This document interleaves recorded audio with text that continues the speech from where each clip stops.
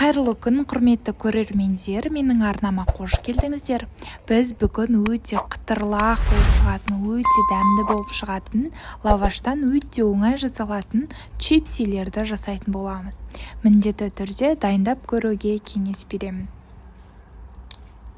Біз бүгін қытырлақ чипсидің екі түрлісін жасайтын боламыз. Бізге ең алдымен осындай лаваш керек болады. Содан соң сұйық май, паприка және кептірілген сарымсақ және тұз керек болады. Ең алдымен бір ыдысымызға сұйық майымызды құямыз. Оның үстіне паприканы және кептірілген сарымсақты, тұзды салып, жақсылап тұрып араластырып алатын боламыз. Міне бізде осылай болып шығады. Ендігі кезекте лаваштарымызды кесетін боламыз. Мен бүгін осылай ұзынша еттімде және үшбұрышты етіп кестім. Сіздер төртбұрышты етіп кессеңіздер де болады. Қалай ыңғайлы, солай қарасаңыздар болады. Осылай барлығын бірдей етіп кесіп шығамыз. Құрметті көрермендер, менің каналыма тіркеліп, лайк басып отырыңыздар.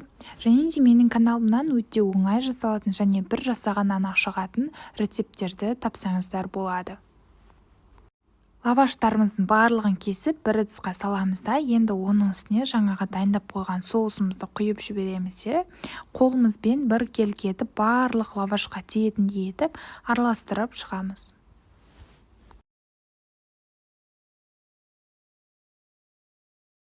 Міне осылай барлығын араластырып алдық. Енді әр қайсысын пергамент қағазының үстіне теріп, тізіп қойып шығатын боламыз. Бір-бірінің үстіне қойып пісірсек те болады. Енді қызып тұрған пеште 180 градуста бір 5-10 минуттай пісіріп аламыз.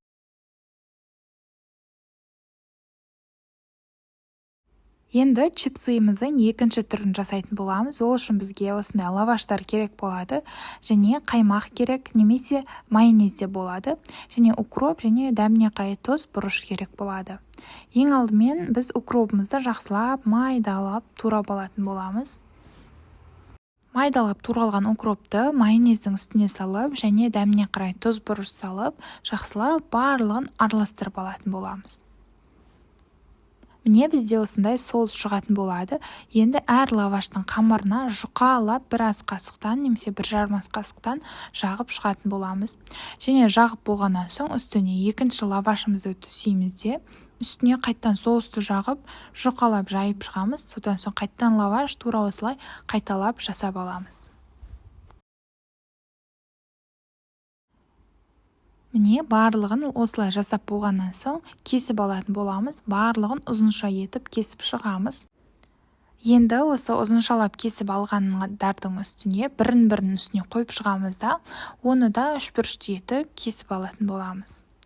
Кесіп алғаннан соң барлығын пергамент қағазының үстіне тізіп қойып шығатын боламыз.